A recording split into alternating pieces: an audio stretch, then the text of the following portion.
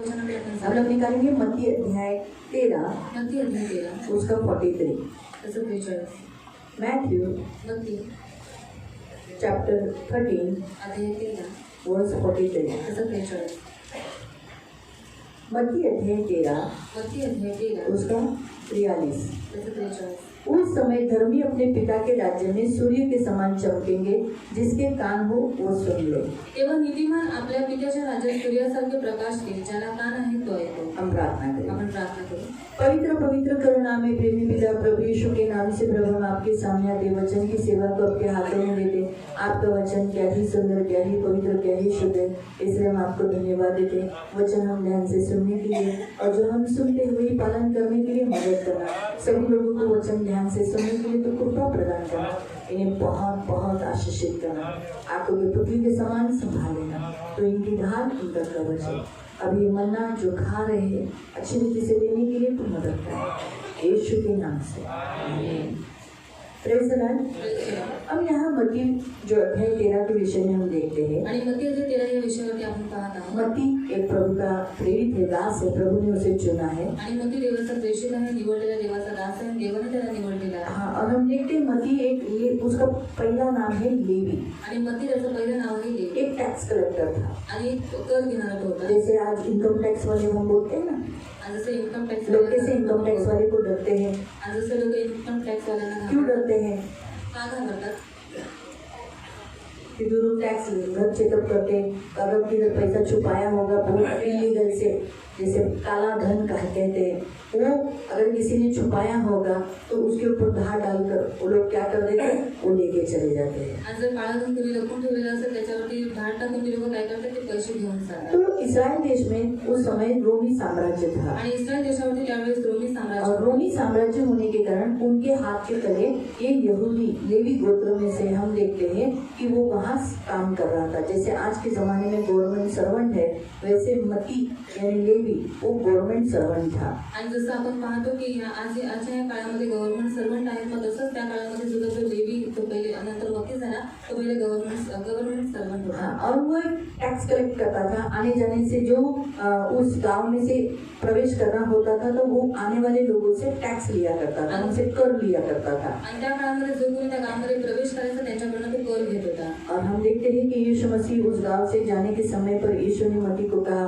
मेरे पीछे हो ले। आणि त्या गावामध्ये येशू ख्रिस्त जात असताना येशू ख्रिस्त त्याला म्हणाले की तू माझ्या मागे चाल। और मत्ती ने क्या किया? आणि मत्ती काय, उसके पास जो कुछ सामग्री थी, पैसा पैसा सब कुछ काम में छोड़कर वो यीशु के पीछे चला। आणि त्याच्याकडे जे काही सामान होतं, पैसे धन संपत्ती, तिकडे सोडून तो येशूच्या मागे जो गवर्नमेंट जॉब था वो काम छोड़ दिया आणि सरकारी नोकरी त्याची होती ते और सोडून प्रभु के पीछे चलना और प्रभु का अनुयायी होना उसे बड़ा लगा। आणि देवाच्या मागे चालणं आणि त्याचा अनुयायी बनणं ते त्याला आवडलं। उसे मालूम था कि परमेश्वर का अगर अनुयायी बनूंगा तो मेरा आगे लाभ होगा। आणि जर मी देवाच्या मागे चालणारा बनलो तो माझा लाभ होईल हे त्याला माहित होतं। गवर्नमेंट के कितने भी पीछे चलो, आखिर में गवर्नमेंट से पीएफ देगा, लेकिन आगे जो जिंदगी खत्म होने के बाद पीएफ चालू रहेगा क्या? नहीं। जिंदगी बचा पाएगा क्या गवर्नमेंट? नहीं। इसे उसे ही मालूम था कि यीशु ये गवर्नमेंट में अगर मैं ज्वाइंट हो जाऊंगा तो यहाँ पर भी जीवन रहेगा और इस पृथ्वी को छोड़ने के बाद भी जीवन रहेगा। आणि त्याला माहित आहे जर मी येशूच्या मागे चाललो तर मला इथेही जीवन भेटेल आणि स्वर्गात गेल्याच्या नंतर स्वर्गातही जीवन भेटेल। क्योंकि यीशु ने कहा जो मेरे पीछे हो लेता है उन्हें मैं सार्वकालिक अनंत काल का जीवन देता हूँ। आणि येशू म्हणाला जो कोणी माझ्या मागे चालतो त्याला मी सार्वकालिक जीवन देतो। अनंत जीवन, आणि सार्वकालिक जीवन, अनंत जीवन जो न खत्म होने वाला आणि जीवन। सार्वकालिक जीवन कधी न संपणार जीवन। जैसे पृथ्वी पर हम सबको एक जीवन है, आणि जसं पृथ्वीवरती आपल्या सगळ्यांना लेकिन जीवन इसको आहे, खत्म होने वाला है। पण त्याला एक अंत आहे। जैसे 40, जसं कोई 40, 20, कोणी 20, कोई 15 साल में, कोणी 15 कोई वर्ष, 1 महीना, कोणी 1 महिना, कोई 10 दिन, कोणी 10 कोई दिवस, 70 साल, कोणी 70 कोई वर्ष, 80 साल। कोणी 80 वर्ष। मतलब एक लिमिटेशन दिया है, फिर बाद में खत्म। आणि एक सीमा दिलेली आहे, नंतर ते आयुष्य संपून लेकिन जाईल। यीशु मसीह हमें इस पृथ्वी के साथ साथ आने वाले युग में भी बाइबल में लिखा है कि न खत्म होने वाला जीवन देने वाला है। इसको कभी हम नहीं मरेंगे, हम कभी भी हमारी जिंदगी खत्म नहीं होगी। आणि येशू ख्रिस्त या युगात पण आणि येणाऱ्या युगात पण आपल्याला सार्वकालिक जीवन देणार आहे, असं जीवन जे कधी न संपणार। और इसीलिए इस पृथ्वी पर भी हमें वो मृत्यु नहीं आणि देगा। म्हणूनच या पृथ्वीवरती तो आपल्याला मृत्यू नाही देणार। इसलिए यीशु ने कहा जो मेरे पीछे हो लेगा वो मृत्यु को न देखेगा। आणि म्हणून येशू म्हणाला जो कोणी माझ्या मागे चालेल तो मृत्यूला कधीच पाहणार तो नाही। ऐसे मत्ती ने बहुत बुद्धिमान मती था। आणि मती हा खूप बुद्धिमान होता उसने बुद्धि लगाई कि अगर मैं इसके पीछे हो लूंगा तो मुझे प्रतिफल है। आणि त्याने बुद्धी लावली जर मी याच्या मागे चाललो तर मला प्रतिफल और वो यीशु के पीछे चलने लगा। आणि तो येशूच्या मागे चालू यीशु का लागला अच्छा शिष्य बना। आणि येशूचा चांगला शिष्य और यीशु झाला उठाए जाने के बाद उसने पत्र लिखे आणि येशू उचलला गेल्याच्या नंतर त्याने एक पत्र लिहिलं और वही पत्र आज हम पढ़ रहे आणि हैं। तेच पत्र आज आपण और इस वाचत आहोत पत्र में 28 अध्याय है। आणि या पत्रामध्ये 28 अध्याय हम 13वां अध्याय देख रहे आणि हैं। आपण 13वा अध्याय और पाहतो जो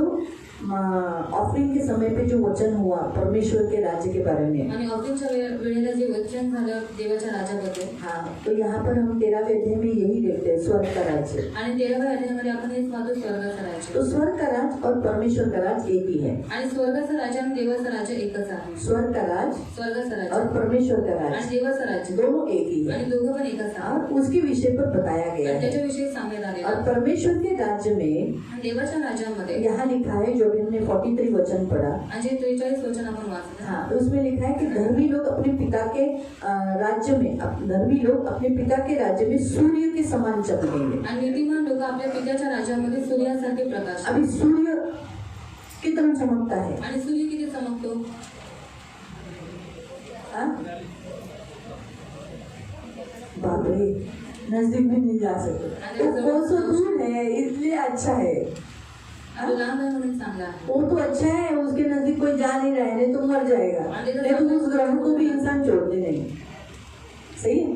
परमेश्वर ने इंसान को अनुमति दी, आणि देवाने माणसाला अनुमती दिली इसलिए आज वो सारे ग्रह के ऊपर जा रहे आणि हैं। म्हणून तो सगळ्या ग्रहांवरती जाऊ शकतो। लेकिन सूर्य एक ऐसा ग्रह है पण सूर्य एक असा ग्रह आहे जहाँ इंसान नहीं जा आणि सकता, जिथे माणूस जाऊ नाही शकत, क्योंकि उसकी चमक, उसकी प्रकाश, उसका आग ही इतना है। आणि त्याचा प्रकाश आणि त्याची आगच तेवढी आहे। और बाइबल में लिखा है कि हम जो धर्मी कौन है? आणि नीतिमान कोण आहे? आप लोग क्यों हैं? आणि तुम्ही नीतिमान आहात। और संसार के लोग क्या इतने वो लोग सोना चांदी रुपया वो लोग दान धर्म करते, क्या वो लोग धर्मी नहीं? आणि जगातले लोक इतकं दान धर्म करतात, ते लोक नीतिमान नाही आहेत का?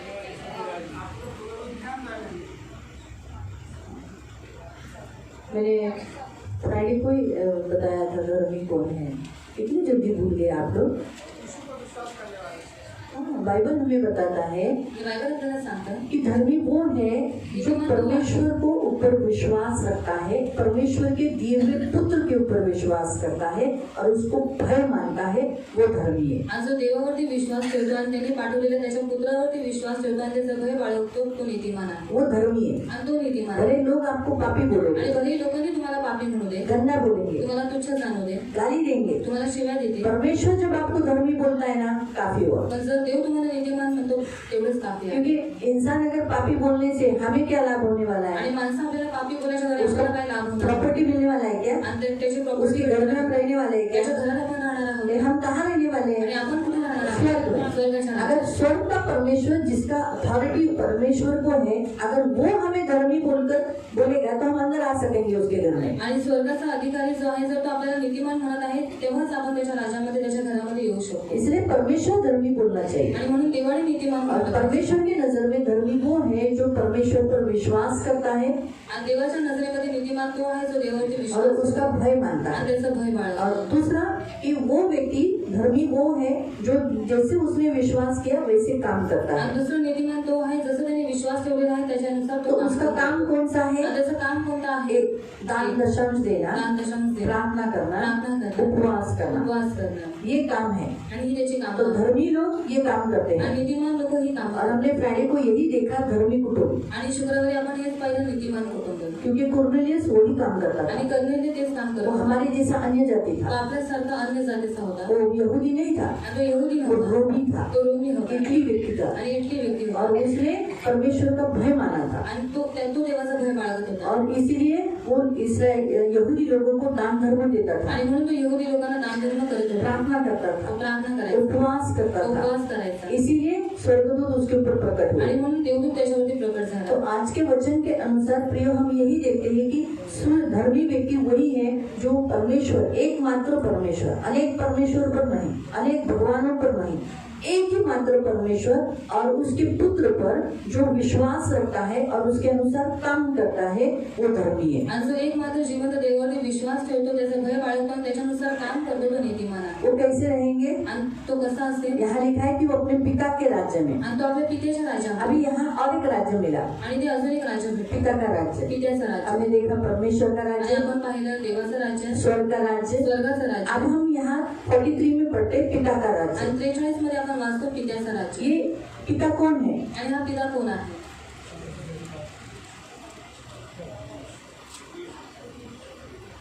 पिता यानी हमारा स्वर्गीय परमेश्वर। आणि पिता म्हणजे आपला स्वर्गीय देव. क्या आप अपने पिता को नाम लेके बुलाते हो? आणि तुम्ही तुमच्या वडिलांना नाव घेऊन हाक मारता का? सूरज ऐसा बोलता है कपिल, ऐसा बोलता नहीं ना? वो क्या बोलता है? आणि तो काय म्हणतो? पापा कितना दूर हो, इतना नजदीक हो। नजदीक भी हो कैसे नहीं बोलता है कपिल? बोलेगा तो क्या मिलेगा? एक चमाट। है ना? वो क्या बोलेगा? नजदीक भी रहेगा तो पापा, आणि जवळ असं तरी पण पप्पा, दूर होगी तो भी पापा। आणि लांब असले तरी पप्पा. सही है। तो हमारा जो परमेश्वर है वो हमारा पिता है। आणि आपला जो देव आहे तो आपला पिता आहे. वो परमेश्वर है, फिर हमारा पिता कैसे बना? आणि तो आपला देव आहे तो मग आपला पिता तो कसा काय झाला? वो तो परमेश्वर है ना, आणि तो तर देव आहे ना. सारे जगत को बनाने वाला, आणि संपूर्ण सारा जग उसका है, संपूर्ण सृष्टी त्याची आहे. सब उसका है। आणि सगळं काही स्वर्ग त्याचं उसका है, पृथ्वी उसकी, सब उसका है। आहे. आणि स्वर्ग पृथ्वी सगळं काही त्याचंच आहे. हमें बनाने वाला भी वही आणि है। आपल्याला बनवणारा पण तोच फिर आहे. वो परमेश्वर हमारा पिता कैसे हुआ? आणि तोच देव आपला पिता कसा काय झाला?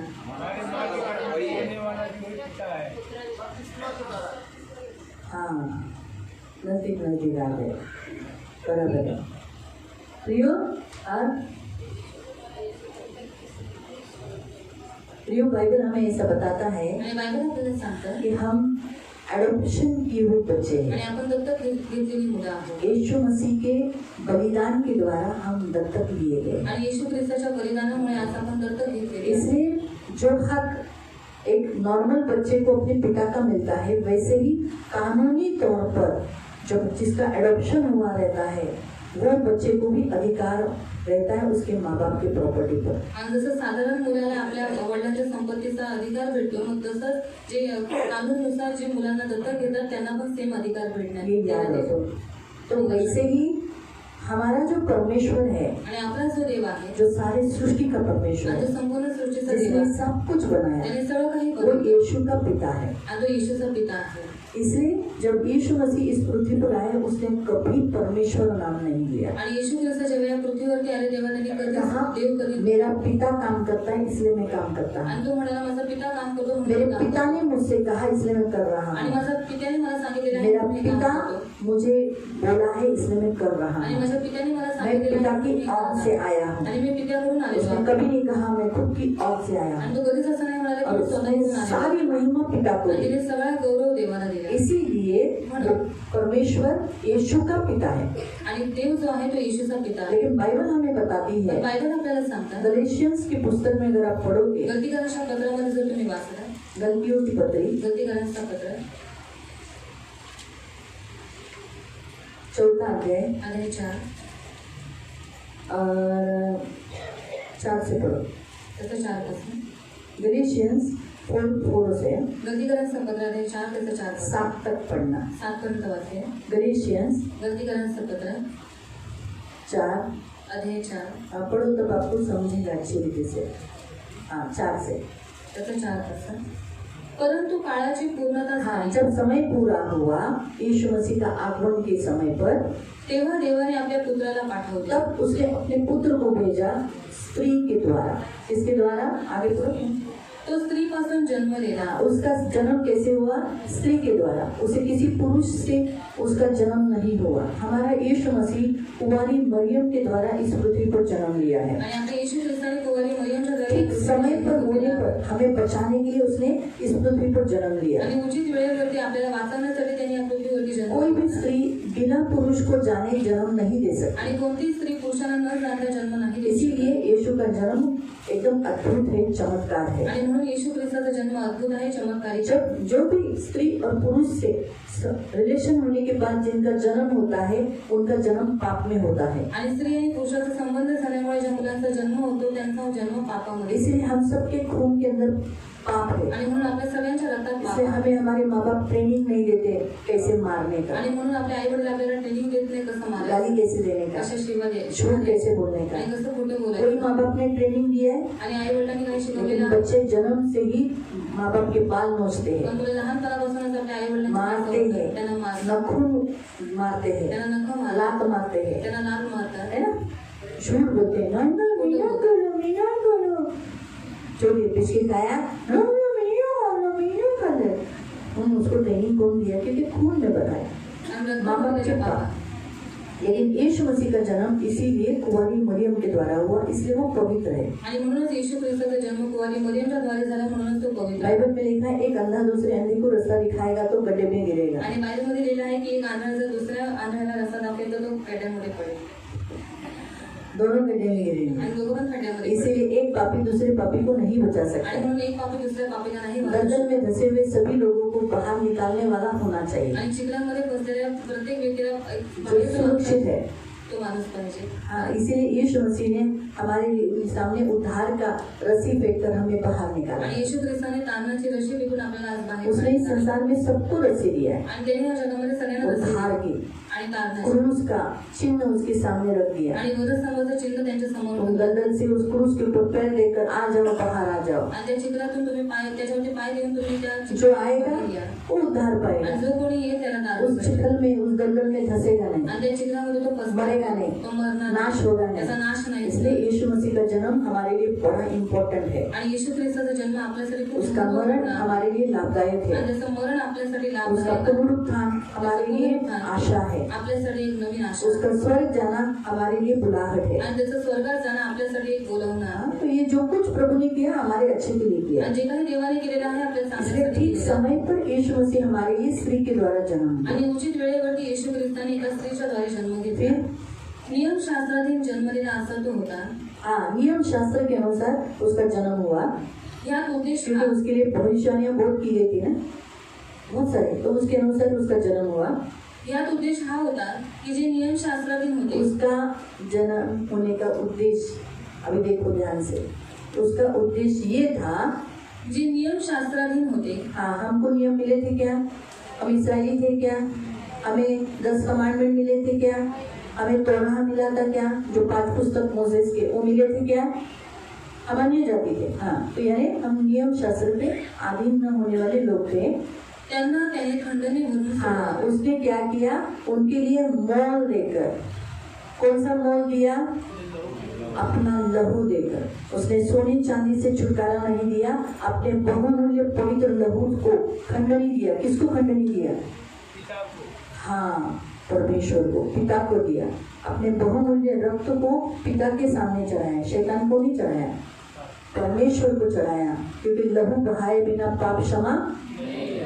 इसीलिए यीशु मसीह का पवित्र लहू परमेश्वर के पास एक ही बार बहाया गया, जिसके द्वारा हमारी अभिदान दे दिया गया। सोचो, अभी ये बेचने के लिए रखी गई थी आणि त्या विकायला ठेवलेला आहे। और इसका नाम लगा दिया 10 लाख। 10 लाख ले लो, 10 लाख दिया पिता के सामने, जिसने बेचने को रखा, चलो मेरे साथ। इस रीति से क्या हो गया? परमेश्वर ने, जिसके हाथ में हम गुलाम थे, वहां से परमेश्वर ने छुड़ाया। आणि असं देवाने काय केलं? ज्याच्या हातामध्ये आपण होतो, गुलामगिरीमध्ये होतो, त्याच्या हातातून बहुमूल्य देवाने लहू देकर, आणि आपल्याला किमती रक्त देऊ फिर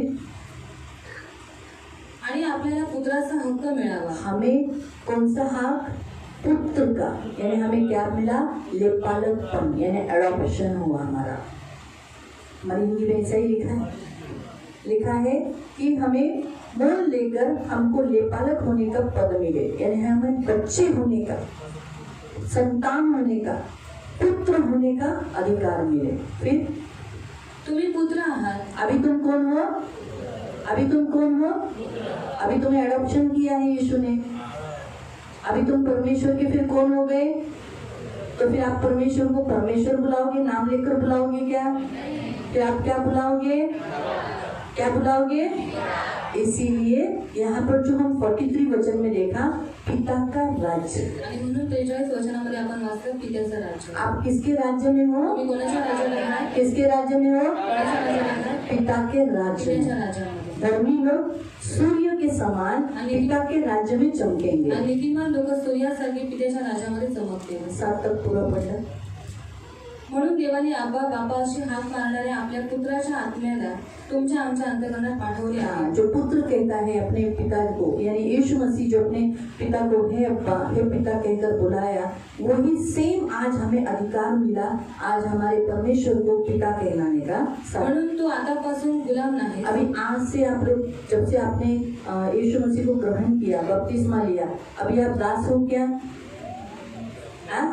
पाप के बिके हुए हो क्या? नरक जाओगे क्या? क्यों? हाँ, खरीदी होकर कहाँ जाओगे? अभी कहाँ जाओगे? कहाँ जाओगे? जो दास है वो नरक जाएंगे, वो टेबल पर नहीं बैठते, घर में नहीं रहते, पिता के घर में परमेश्वर की संतान रहेगी। आणि पित्याच्या घरामध्ये पित्याची संतान असते. इसीलिए यहाँ लिखा है, अब तुम दास नहीं, आणि आता तुम्ही दास नाही तर पुत्र आहात. अब तुम कौन हो? अब कौन हो तुम? सब कहे, तुम्हारा सगळ्यांना सबको समझना है ना मैं क्या बोलूं? फिर मेरा उत्तर भी आप दो। मैं आपको बताती हूँ, जब आप कन्फेशन करते हो, आप जब बोलते हो, मैं सिखा के जा सकती हूँ, आपको बोलने की कोई जरूरत नहीं, ऐसा है ऐसा है ऐसा है, लेकिन मैं आपको क्यों दोहराने को बोलती हूँ? क्योंकि आपके बोलने से आपके अंदर वो कार्य होगा। आणि मी तुम्हाला का बोलायला सांगते, कारण जेव्हा तुम्ही बोलता तेव्हा तुमच्या जीवनामध्ये ते कार्य, आपके टंग में, आपके जबान में जीवन और मृत्यु होगा, आणि तुमच्या जीवेमध्ये जीवन आणि और आप मृत्यू. जो बोलोगे वही होगा। आणि जे काही तुम्ही बोलाल ते. अगर आप बोलोगे मैं दास नहीं, आणि जर तुम्ही म्हणालात की मी दास तो आप नाही, दास नहीं रहोगे। मग तुम्ही दास भले नाही. आप दास में हो, आणि भले तुम्ही दास शायद आप तंबाकू खाते हो, शायद तुम्ही आप तंबाखू दारू खात पीते असाल, होगे, तुम्ही दारू पीत शायद असाल, आपसे कोई गलत काम होता हो, तुमच्याकडून चुकीची कामं होत लेकिन असतील. आपने आज जो बोला मैं दास नहीं, आणि तुम्ही जे आज बोललात की मी दास आगे नाही, आपको क्या होगा? आप सचमुच छुड़ाए जाओगे। आणि पुढे काय होईल, तुम्ही खरंच आपके सोडवा. आज की इस कन्फेशन से तुमच्या आजच्या कबुली शब्द करणार बोले गए, आणि शब्द तुम्ही मैं बोलला. दास नहीं, मी दास लेकिन नाही. अभी मैं दास हूँ, पण मी आता दास मैं आहे. झगड़ा करती मी हूँ, भांडण राग करते, करती हूँ, गुस्सा करती हूँ। राग करते, हाँ, ये अभी मैं दासत्व में हूँ, आणि मी दासत्वामध्ये आहे. लेकिन क्या होगा? पण काय मेरे होईल? आज के बोलने से माझ्या आजच्या बोलण्यामुळे मैं दास नहीं हूँ, आणि मी दास मैं नाही, मोल लेकर खरीदी गई हूँ। आणि मी मोल देऊन विकत तो घेतले. कुछ दिनों के बाद ये शब्द बाहर उग कर आएंगे। आणि काही दिवसानंतर हे जे शब्द आहेत ते बाहेर उगून येतील. जो बोया है आणि जे पेरलेलं आहे वो उगेगा ही ना। आणि ते उगेलच ना. कितने सालों पहले आणि किती वर्षांपूर्वी हमारी मेघा ने एक सियोन में कुत्ता बोया, आणि वेगळ्या त्याने चेअरमध्ये कुत्री कुत्ता लाया था। दीदी आपकी घर कुत्ता रखो, आणि ते तुमच्याजवळ कुत्री ठेवा. और आज वो कुत्ता लेके जा रही है हमारे यहाँ से, आणि आज ते कुत्री छोटा सा घेऊन पिल्ला। जाणार. जो बोएंगे, अभी कुत्ता देखो, कुत्ता बोया कुत्ता मिला है। एक छोटा सा उदाहरण, कल ही हम लोग आपस में बात कर रहे थे, अभी वो कुत्ता बड़ा हो गया है, आणि तो कुत्रा आता मोठा झाला सालों उससे अभी इधर है, आणि वर्षांपासून इथे आहे. है? कुत्ती है, यानी कुत्ता कुत्ती एक ही हो गया। और हमको उनको जेंडर बता के क्या करने का है, वो थोड़ी घर में लेके जाने वाले होने से बताया। तो कुछ समय के बाद वही होता है, आणि काही काळानंतर तेच उगून येतं. ऑटोमेटिकली कुछ समय के बाद, अभी मैं यहीं पर रहूंगी क्या? आणि मी इथेच राहीन का? कुछ समय के बाद मैं इधर जरूर जाऊंगी, आणि काही काळानंतर मी इकडे और नक्की मेरे जीवन में ऐसा होगा कि वो दास नहीं, और मेरे से वो छूट जाएगा। आणि माझ्या जीवनामध्ये असं होईल की त्या गुलामगिरीतून मी सुटण्यात येईल. मैंने कब बोया था आणि मी और केव्हा वो पेरलं होतं. पाएगी। इसीलिए मैं आपको प्रीचिंग के समय में आपको बोलने के लिए, दोहराने के लिए बोलती आणि हूँ। म्हणून मी तुम्हाला ते बोलायला सांगते. नहीं तो मैं यहाँ खड़ी होकर ये सब प्रीच कर सकती हूँ। हाँ, फिर आजचं असं वचन आहे, आजच्या वचनानुसार असं आहे, असं आहे, असं आहे, असं झालं। प्रार्थना करेंगे, हो गया। फिर आप बैठ के चले गए, लेकिन आपको भी तो ब्लेसिंग मिलनी चाहिए ना। आणि तुम्हाला पण आशीर्वाद भेटला तो पाहिजे. अभी आप दास, आणि तुम्ही दास, आप क्या नहीं हो, काय नाही, फिर आप कौन हो? आप तुम्ही कोण आहात? कौन हो? आप कौन? जोर से बोलो, पुत्र। हाँ, अभी आप पुत्र हो, किसके? पिता के। किसके? किसके? हाँ, तो अभी आगे आपको देखो, आणि पुत्र आहेस तर ख्रिस्ताच्या द्वारे देवाचा वारिसही तो आहे. आप क्या हो? वारिस। वारिस को क्या मिलता है? अभी इसी अध्याय में कब जाएंगे? चलो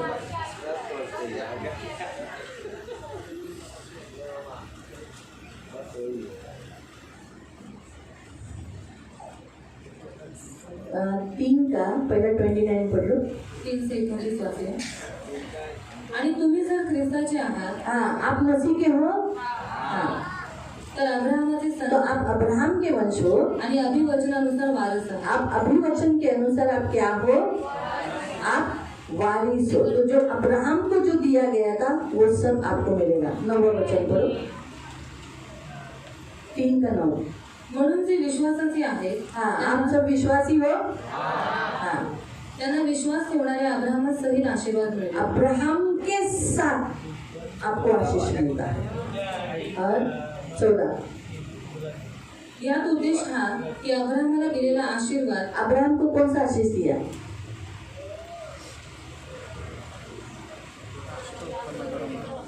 हाँ? तू राष्ट्रों का पिता होगा.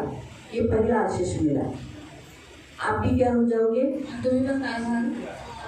राष्ट्रों के पिता बनोगे. आपसे राष्ट्र तैयार हो आणि जाए. तुमच्या घरी एक राष्ट्र उत्पन्न होईल फिर शत्रु तेरे अधीन हो आणि जाएंगे. शत्रू तुझ्या अधीन होते आपके सामने कोई शत्रु खड़ा नहीं आणि रहेगा. तुमच्या समोर कोणीही शत्रू टिकू शकत वो भले पराये देश में था, आणि भलेही तो परक्या देशामध्ये लेकिन होता सब लोग उसके सामने कैसे बैठते थे? पण सर्वजण त्याच्या समोर कसे मला बसून बसायचे दाखव. मला बसता येत नाही. असं बस. हाँ, कुछ लोग ऐसे बैठते थे, कुछ लोग पाय ऐसे करते, पायावर बस. नहीं नहीं नहीं. हाँ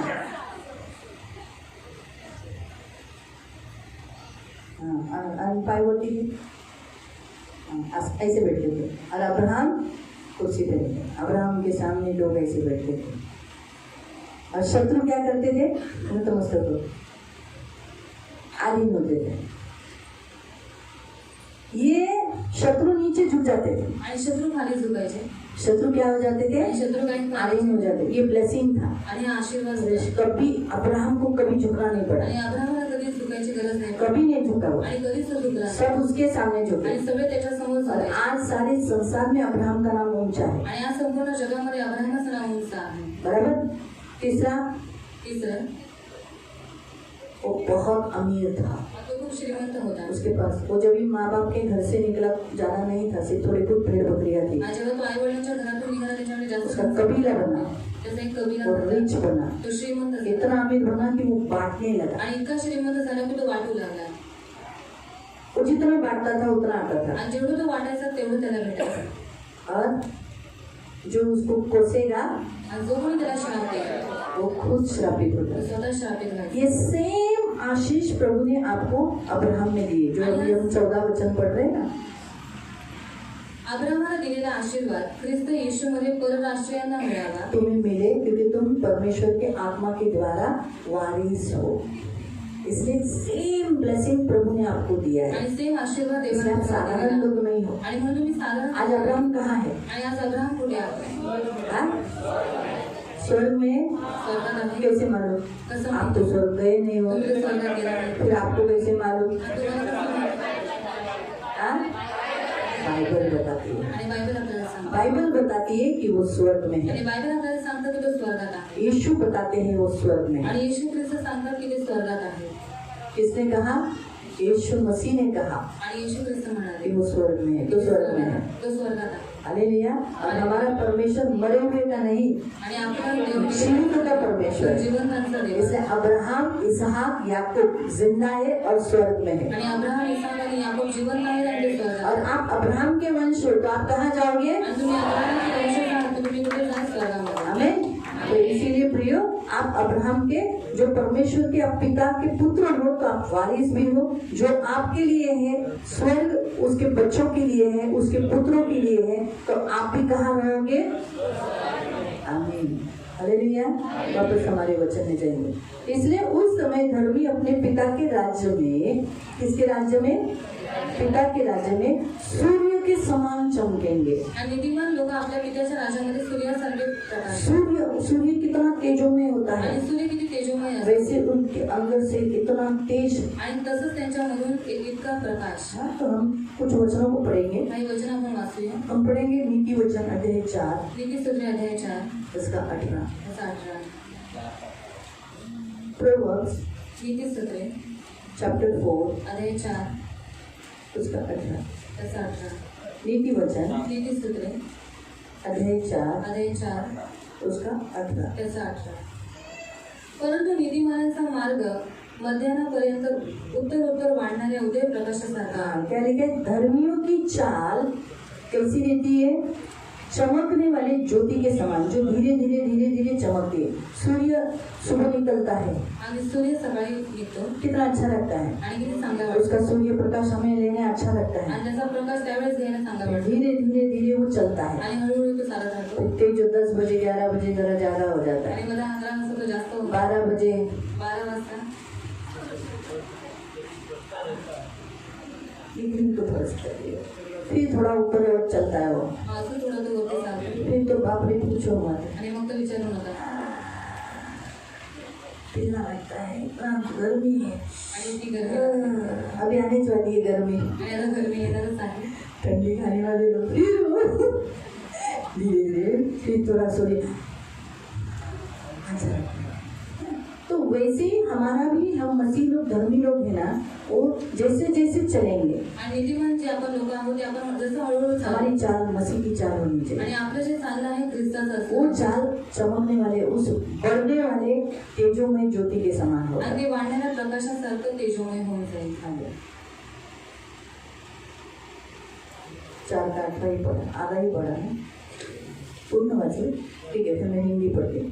धर्मियों की चाल उस चमकती हुई ज्योति के समान है, जिसका प्रकाश दोपहर तक अधिक अधिक बढ़ता रहता है। शाम नहीं लिया, दोपहर तक लिया है, यानी इसका वचन के अनुसार आप सबकी ज्योति कैसी रहेगी? प्रकाश के समान, दोपहर के जैसी, ऐसा लखलखी प्रकाश के जैसे आप चमकोगे, आप तेजों में रहोगे। दूसरा वचन हम पढ़ेंगे दानियेल अध्याय 12 उसका 3। दानियेल अध्याय 12 कसं आहे? दानियेल दानियेल अध्याय 12 अध्याय 12 उसका 3। त्याचं 3।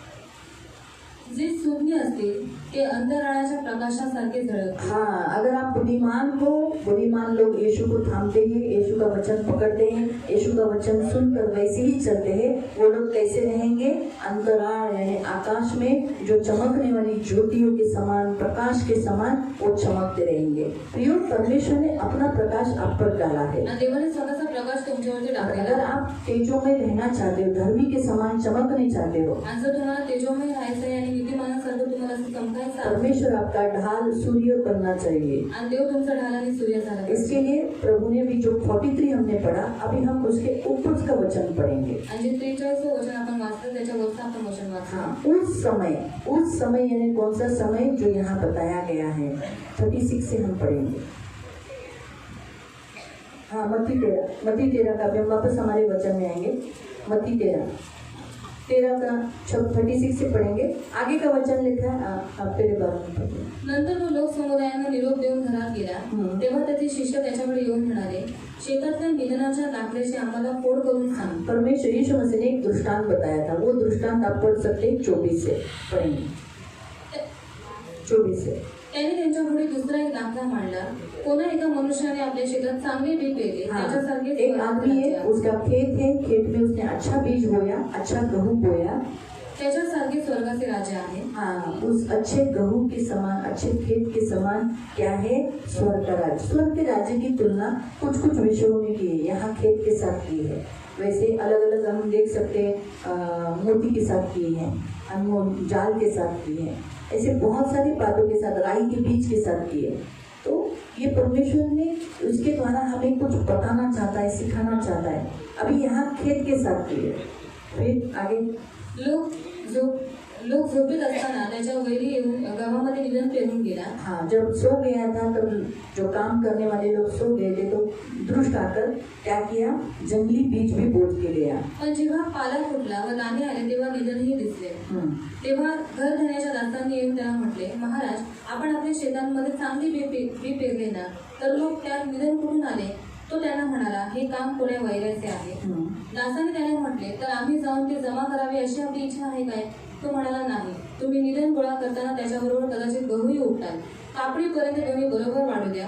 मग कापणीच्या वेळेस मी कापणाऱ्यांना सांगेन की आधी निधन गोळा करा व जाळण्यासाठी त्यांच्या पेंड्या बांधा, परंतु गहू माझ्या कोठारात साठवा. हाँ, अभी इसके बारे में लिखा कि जब खेत में जो बीज बोया गया, जंगली बीज भी बोया गया, बढ़ने के बाद मालूम पड़ गया कि अरे रे जंगली बीज भी है, तो उसके दासों ने बोला जंगली बीज निकालूं क्या? तो उसने कहा नहीं, कहीं कहीं जंगली बीज के साथ तुमने क्या किया, गेहूं को भी उखाड़ डाला, तो इसलिए गेहूं की हानि होगी, दोनों साथ में बढ़ने दो. पहले किसको निकाला जाएगा? जो जंगली बीज है उसको काट दिया जाएगा, उसकी फुलियां बांधी जाएगी और उस फुलियों को कहाँ डाल दिया जाएगा? आग में. लेकिन जो अच्छा गेहूं है वो साफ करके कहाँ डाल दिया जाएगा? खत्तों में. ये दृष्टांत सारे बड़ी भीड़ के सामने, बहुत बड़ी भीड़. अभी आप अनुमान लगा सकते हैं कितनी बड़ी भीड़ थी, कितनी बड़ी भीड़ होगी. अगर पुरुषों की संख्या 5000 है तो स्त्रियां उससे भी डबल होगी ना. बच्चे आप अनुमान लगा सकते हैं कि 20-25 हजार 30 हजार के लगभग भीड़ होगी.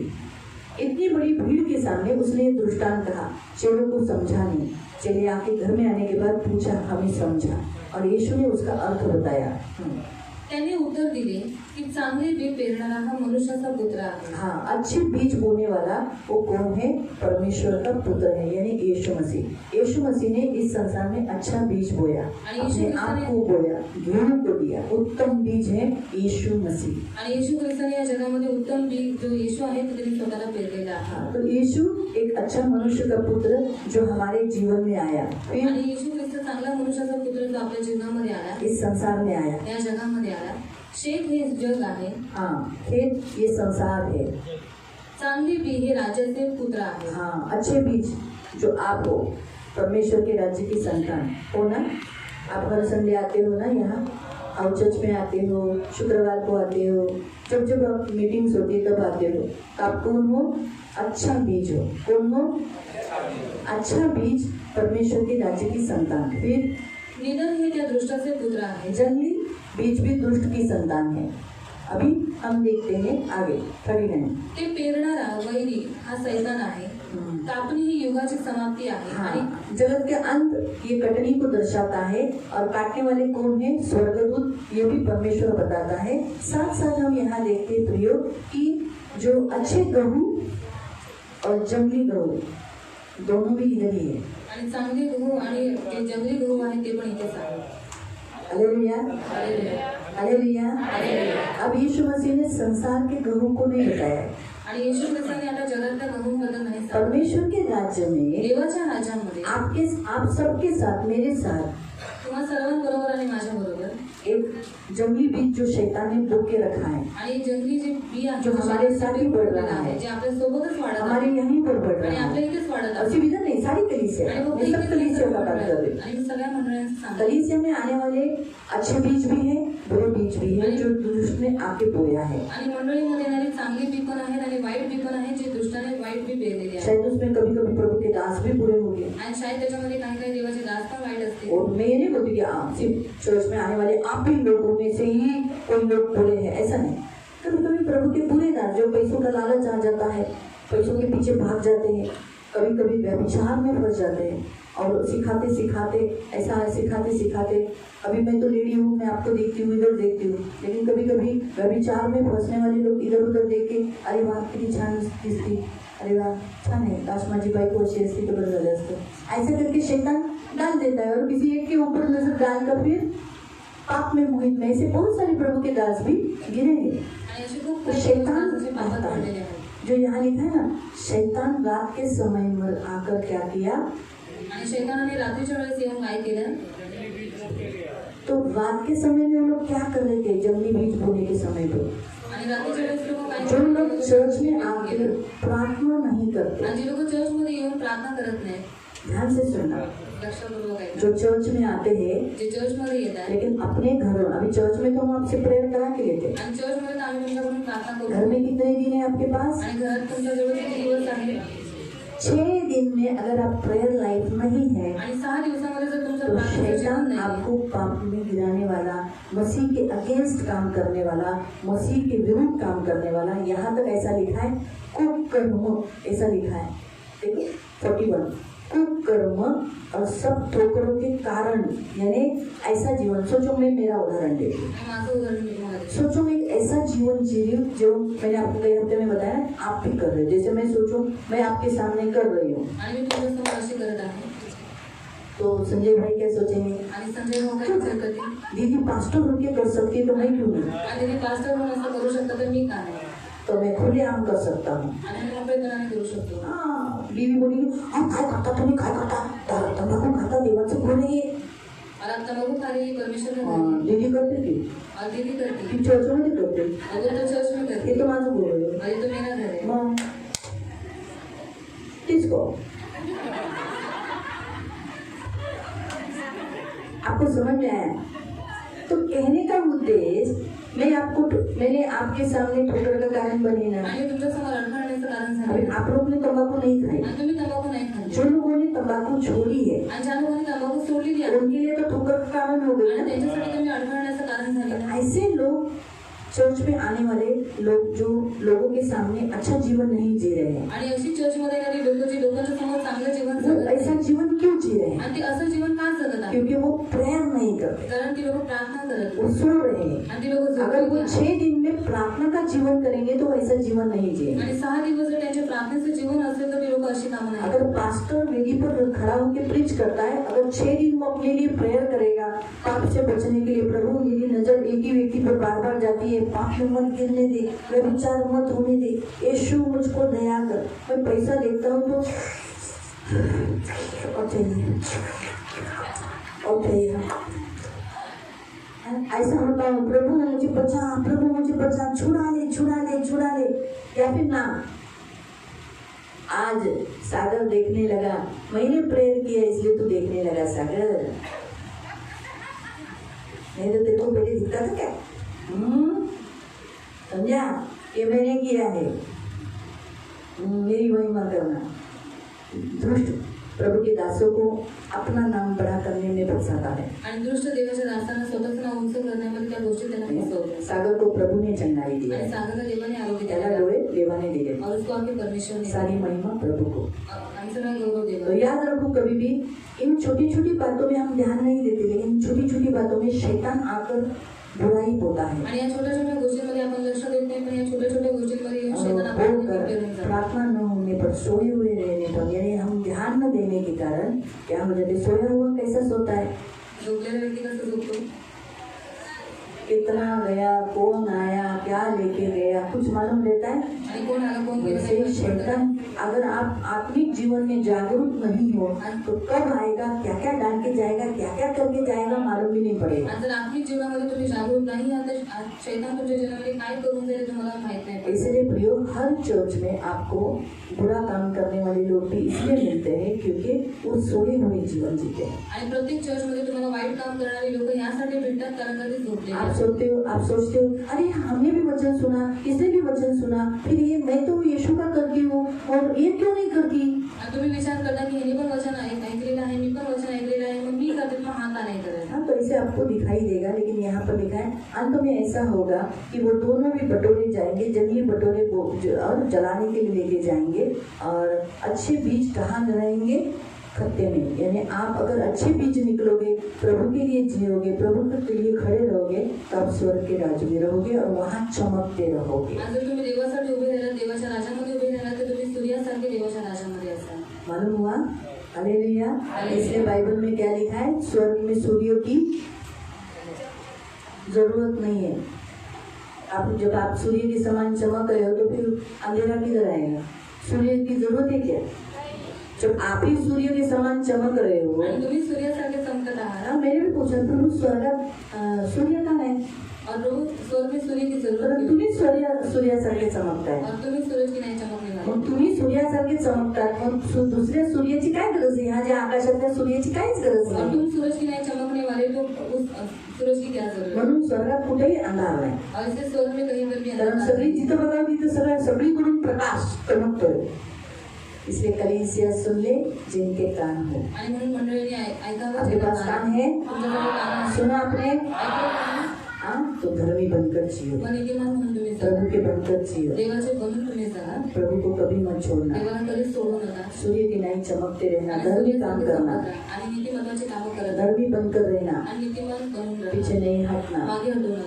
दूसरे लोग गलत काम करते हैं, आप उनको देखकर मत करना। आणि दुसरी लोक चुकीची कामं करतात त्यांना पाहून तुम्ही तेच काम करता. अगर आप किसी को तंबाकू चूरते हुए देखकर मत भूलना कि मैं भी खाता हूँ। आणि दुसऱ्या व्यक्तीला जर तुम्ही तंबाखू खाताना पाहता तर कधी म्हणू नका. आपको इसलिए दिखाया ताकि आप उसके लिए प्रेयर करें। आणि तुम्हाला यासाठी दाखवण्यात आलेलं आहे की तुम्ही त्यांच्यासाठी प्रार्थना करा. अभी आपने मुझे देखा ना, आणि आता तुम्ही मला पाहिलं ना. क्या देखा? काय पाहिलं? मैं क्या कर रही थी? मी काय करत होते? तंबाकू रगड़ रही थी और खा रही थी। तो आपको क्या करना चाहिए? तुम्ही काय केलं पाहिजे? मेरे लिए प्रेयर करना चाहिए। माझ्यासाठी प्रार्थना केली. इसलिए प्रभु हमें एक दूसरे के पाप बताता है, आणि म्हणून आपल्याला जे एकमेकांचे पाप कमजोरियाँ बताता त्यांची है, निर्बंध ताकि हम उनके लिए प्रेयर तर करें। आपण त्यांच्यासाठी तो प्रार्थना क्या करू. होगी मालूम? मग काय होईल वो माहिती? प्रार्थना सपोर्ट करेगी। आणि ती प्रार्थना आपल्याला ताकद support देईल. करेल. आणि आपल्याला ताकद देईल. हम क्या सोचते हैं? आणि आपण काय विचार अरे इसने मुझे देखा, अरे मेरी आणि हिने मला बात। पाहिलं. लेकिन ये मुझे प्रार्थना करने से क्या होगा मालूम? पण हिने माझ्यासाठी प्रार्थना केल्यामुळे काय होईल माहिती आहे? माझ्यामध्ये ताकद येईल. मैं छोड़ दूंगी आणि मी ती कामं ती पापं सोडून देईन. और फिर नहीं खाऊंगी। इसलिए धर्मी के समान चमकोगी, इसलिए धर्मी रहो। आणि नीतिमानांसारखे तुम्ही संतान म्हणून तुम्ही नीतिमान बनून दुष्ट राहा. बीज नहीं बनना, आणि दृष्ट पीक बनून नका. मसीह के बनकर रहना। आणि ख्रिस्ताचे बनून राहा. Hallelujah, hallelujah. आओ हम खड़े हो हे जाएंगे, आपण सर्वजण उभे हम राहू. प्रार्थना करेंगे, आणि आपण प्रार्थना करू. आंखों को बंद करेंगे डोळे बंद करूया. और जो मैं बोलती हूँ वो मेरे पीछे बोलेंगे। आणि जे मी बोलते ते माझ्या मागे बोला. पवित्र पिता, मैं धन्यवाद देता हूँ, आपने मुझे खंडनी करकर मोल लेकर खरीदी किया।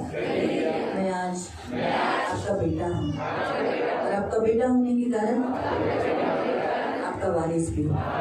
इसलिए जो कुछ आपका है वो मेरा है। इसलिए मुझे अंत तक आपका बेटा बनाए रखना। मैं कभी भी जंगली बीज, जंगली उठकर आया हुआ दुष्ट, कठोर, दूसरों के लिए ठोकर का कारण, कुकर्मी कभी बनने नहीं देगा। मैं आपका एक अच्छा व्यक्ति, धर्मी बनकर जीने के लिए मुझे सहायता करना। प्रभु यीशु, आप मेरी ढाल, मेरा कवच हो, मुझे संभालना, मुझे जलाने के लिए कभी नहीं छोड़ना। मुझे आपके खत्ते में, स्वर्ग के राज्य में, पिता के राज्य में, सूर्य के नहीं चमकने के लिए मुझे इस्तेमाल करना, मुझे ले लेना। और आज मैं इस पृथ्वी पर जीते समय आपके प्रकाश से चमकने के लिए, इस पृथ्वी पर अंधकार भगाने के लिए मेरा इस्तेमाल करना। धन्यवाद देता हूँ यीशु के नाम से। मैंने वचन सुना है क्योंकि मुझे काम है और मैं प्रकाशित रहूँगा, क्योंकि यहोवा का प्रकाश मुझ पर आया है। सारे जग में अंधियारा है, पर मुझ पर यहोवा का तेज उदय हुआ है। मैं स्वीकार करता हूँ, मुझमें कोई अंधकार नहीं, मैं प्रकाशित हूँ। अंधकार में बैठे हुए लोगों के ऊपर मेरे द्वारा तो प्रकाश चमकाएगा। धन्यवाद देता यीशु के नाम से प्रार्थना करता। आमीन। मराठीत बोलना हे माझ्या स्वर्गीय पिता, येशूच्या नावाने तुझ्या चरणासमोर येतो। प्रभू येशू, तू मला तुझ्या बहुमूल्य रक्ताने खंडणी देऊन मला खरेदी केलंस आणि मला पुत्र होण्याचा अधिकार दिलास। आणि आज मी देवाचा, माझ्या स्वर्गीय पित्याचा पुत्र आहे। मी धन्यवाद देतो आणि मी पुत्र आहे म्हणून मी वारसही आहे। जे काही आहे तुझं ते सर्व माझं आहे। मला शेवटपर्यंत नीतिमान म्हणून जगण्यासाठी सहायता कर। तुझा प्रकाश माझ्यावर सदैव चमकून दे. तुझं वचन म्हणतं उठ, देवाचा प्रकाश तुझ्यावर चमकला आहे. सर्व जगावर अंधकार आहे, पण तुझ्यावर देवाचं तेज प्रकट झालं आहे. मी हे वचन माझ्यासाठी स्वीकार करतो. प्रभू येशू, या जगात राहताना प्रकाशासारखा राहील, चमकत राहील. प्रभू येशू, माझ्याद्वारे कोणाला पण ठोकरचं कारण होईल असं कधी जगून देऊ नको, किंवा मी कुकर्मामध्ये आहे असं कधी होऊन देऊ नको. मला सुरक्षित ठेव आणि मला नीतिमान बनून स्वर्गात. ही माझी प्रार्थना आहे. येशूच्या नावाने मी प्रार्थना करतो. आमीन. डोळे बंद ठेवा. पवित्र पवित्र करुणामय प्रेमी पिता, प्रभु तेरा वचन कहता है धर्मी सचमुच सूर्य के समान पिता के राज्य में चमकेंगे, और सचमुच प्रभु ये पिता के राज्य में चमकेंगे. प्रभु, इनमें से जितने लोग सोए हुए जीवन जी रहे, आज मैं इन्हें जाग उठने की घोषणा करती हूँ. तेरा वचन कहता है हे सोने वाले जाग, मसीह की ज्योति तुझ पर चमकी. तो आज का ये जो वचन है ये प्रकाश की नहीं ऊपर चमका है. इसलिए प्रभु ये रोज घर में प्रेयर करें, अपने आत्मिक जीवन के विषय में जागरूक रहें, और कभी कोई जंगली बीज आकर इनमें दुष्ट बोए नहीं, इसलिए जागरूक रहें. प्लीज प्रभु, प्लीज मेरे पिता, इनमें से कोई भी जंगली बीज की पुलिया बनाकर आग में डालने के लिए योग्य एक भी न होने देना. ये मेरी प्रार्थना है. सहायता कर इनसे अच्छे काम, भले काम होने के लिए मदद करना, मसीह की चाल चलने के लिए मदद करना. जैसे रोज मसीह की चाल चलते चलते ये जो मैं इनका प्रकाश चमकने के लिए सहायता करना, इन्हें बुद्धि देना, ज्ञान देना, अंत तक आपके राज्य में बनी रहने के लिए सहायता करना. तो इनकी ढाल, इनका कवच है. यीशु का लहू लगाकर इन्हें ब्लेस करके आपके पंखों में सुरक्षित रहने के लिए प्रार्थना. आंखों के पुतली के समान इन्हें संभालना, रक्षा करना, अनुग्रह के पंखों में सदा सुरक्षित रखना. प्रभु तेरे छेदे हुए हाथों में सुरक्षित रखना. धन्यवाद देते प्रभु. यहाँ दूध पीते बच्चे से लेके बड़े बच्चे सबको आशीषित रक्षा करना, यीशु के नाम से. सगळ्यांना